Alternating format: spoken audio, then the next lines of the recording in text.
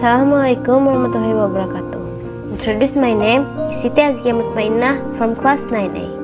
Here, I will explain about narrative text. Let's begin. Narrative text, The Legend of Banyuwangi. Di sini, narrative text dibagi menjadi beberapa bagian. Yang pertama, definition. Narrative text adalah salah satu jenis teks dalam bahasa Inggris yang berfungsi untuk menceritakan suatu cerita yang memiliki rangkaian peristiwa kronologis yang saling terhubung. Yang kedua, generic structure. Generic structure dibagi menjadi tiga, yaitu orientation, complication, dan resolution. Orientation merupakan paragraf pembuka pada teks yang memperkenalkan tokoh yang terlibat, waktu terjadi, dan lokasi latar belakang kejadian. Yang kedua, complication. Complication terletak setelah orientation dan terdiri dari paragraf yang menjelaskan masalah awal. Masalah awal ini adalah awalan alur cerita yang berlanjut kepada konflik, klimaks dan anti-klimaks sebuah cerita. Yang ketiga, resolution. Resolution merupakan paragraf yang menjadi akhir cerita yang menjadi penyelesaian dan menjadi akhir suatu cerita. Permasalahan yang ada dalam suatu teks naratif harus diselesaikan dan ditutup dengan akhir yang menyenangkan, happy ending, atau justru tragis dan menyedihkan, sad ending. Yang ketiga, language features.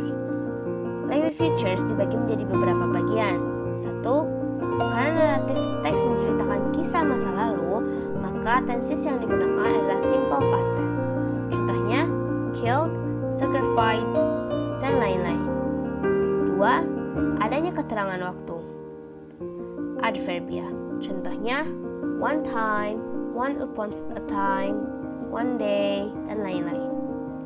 Tiga, adanya konjungsi waktu. Time conjunction. Contohnya, when, suddenly, dan lain-lain. Empat, pemakaian karakter cerita atau tokoh yang spesifik. Contohnya, Maling Kundang, Cinderella, dan masih banyak lagi. Kelima, pemakaian action verb, kata kerja. Dan keenam, penggunaan kata kerja yang menunjukkan pelaporan atau bentuk ujaran. Contohnya, thought and said.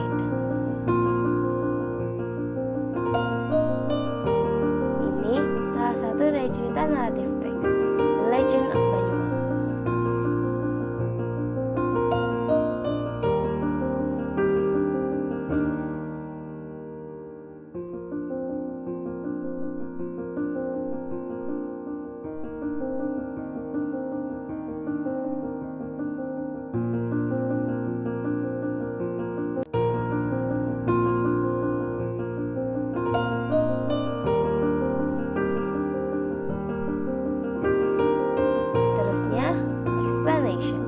Explanation di sini dibagi menjadi tiga.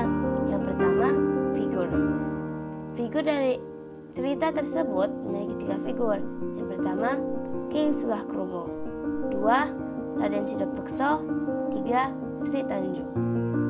Dua, karakter attitude. King Sulakrumo memiliki sifat greedy atau tamak, kufur atau kufur, dan liar, bohong. Raden Sidapekso memiliki sifat easy to get angry, mudah marah, selfish, egois, jealous, pencemburu, dan daredevil, pemberani. Sri Tanjung memiliki sifat yang good, baik, loyal, setia, honest, jujur. Tiga, background scene. Background scene dari cerita tersebut hanya memiliki beberapa background. Pertama, riverbank, tepi sungai, river, sungai, dan Banyuwangi.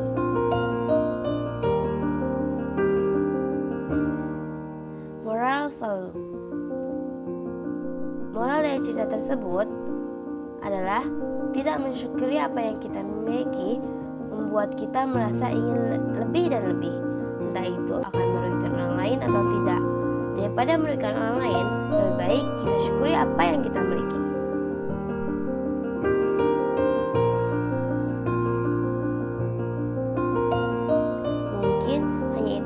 Bisa saya sampaikan. Terima kasih. Wassalamualaikum warahmatullahi wabarakatuh. Goodbye.